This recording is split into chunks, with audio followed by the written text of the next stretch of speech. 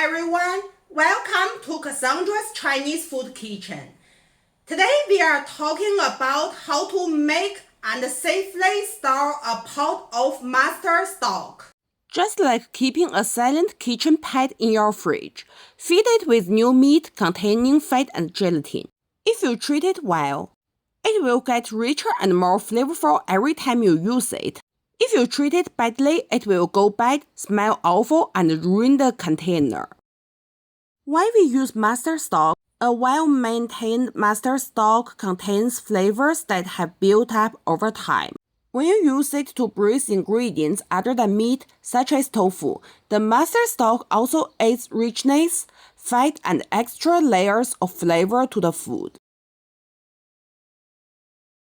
First, let's start with how a mustard stock is created.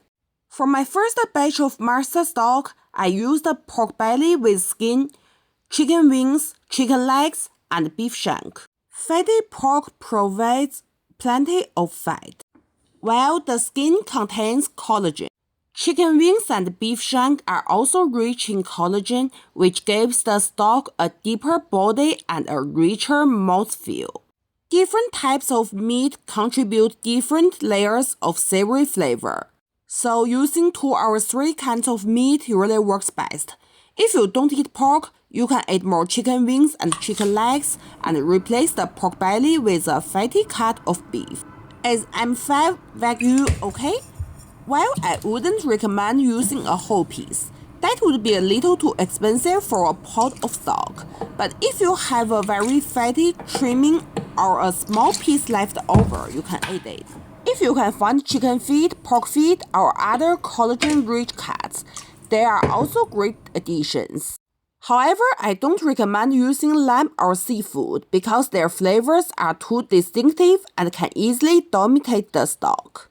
The seasoning method is the same as in the previous episode. I use a pressure cooker and cook it under pressure for 40 minutes, then let the pressure release naturally.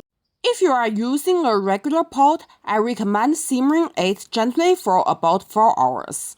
You can add more water whenever needed. It sounds a little scary, doesn't it? But in China, some restaurants usually use a whole chicken or duck for more than 5 hours.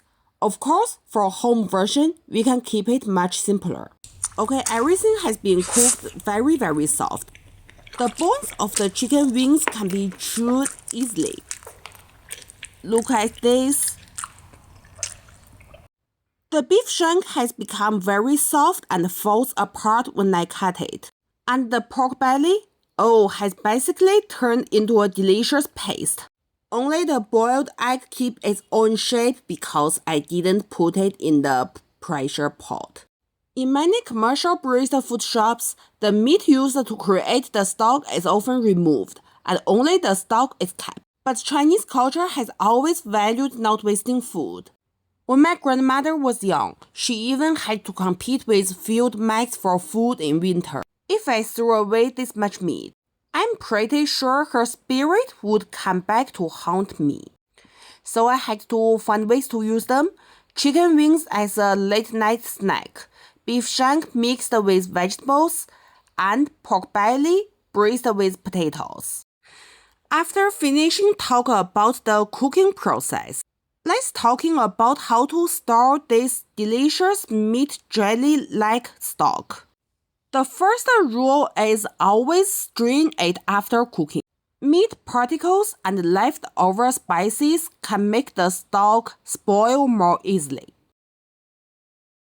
Then put the stock into the fridge. If you plan to use it within 3 days, you can keep it in the fridge, otherwise you should freeze it. Remember, we are using a soft, bouncy slime made of delicious stock, not a bold meeting of smiley microorganisms.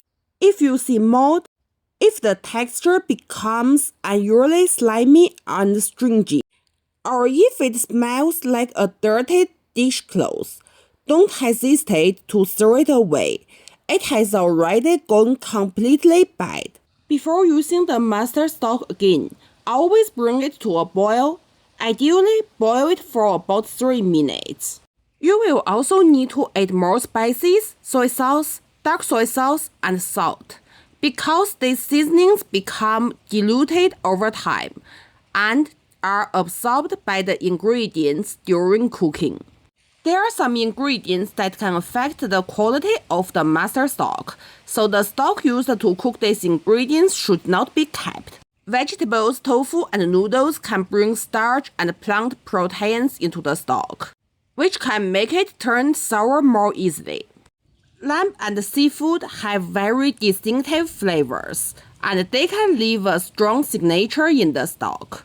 Generally speaking, the ingredients that can continuously enrich a master stock over time are pork, beef, chicken, and duck. Eggs don't add much flavor, but peeled boiled eggs can be cooked in the stock without contaminating it. So that is the basic knowledge you need to know about master stock. Some Chinese food shops claim that their master stock has been used for decades. Don't be too fascinated by this idea. In reality, it usually means that they have been cooking it with it every day. As Heraclitus said, no one can step into the same river twice. And in the same way, no one can use exactly the same master stock twice.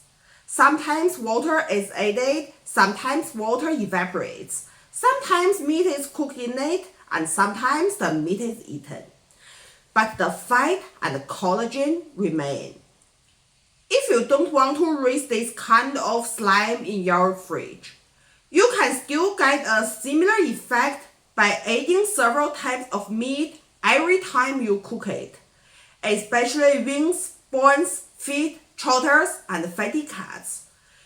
It may not become this kind of master stock, but at least it won't develop a free will that sends you to the hospital.